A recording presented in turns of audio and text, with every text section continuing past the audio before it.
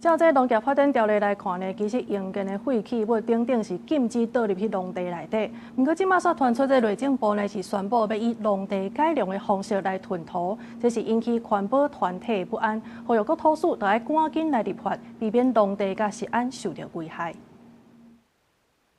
去年高雄美浓有业者偷挖农地，然后违法倒用建废弃物来投登去，违法所得是超过3亿。这款情形其他县市嘛不止啊多。元旦开始实行废弃土头新制，业者载土的车着装 GPS 嘛，着有电子联单，希望管制用建土头。内政部说第14讲，要处理土头，通以农地改良的名义来填土。环保团体认为，若准内底藏有害的物质，恐惊造成食安问题，要求政府设土头银行，这款嘛要加严。违反了农发条例2之1条，怎样？罚6万而已啊，罚6万而已啊！如果没有强力监督，不会连续开罚。再来，他更不用讲说你要恢复原状，吼，所以这个是非常非常容易，就是好像就是鼓励你去犯罪一样。农业部应该成立，就是农用的，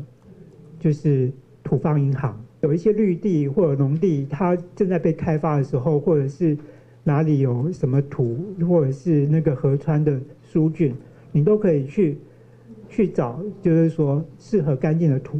针对用建土头甘通填做农地土办的争议，农业部和国土署是解释讲，因未去修改农业发展条例，根据农地改良的要点，若是农民申请囤土，落尾拢要经过检验，土办要适合种植才会使。就是在于澄清啊，我们是没有放宽，好，可以直接回填营建剩余土地方直接回填农地，这完全没有放宽。我们也不会修农发条例施行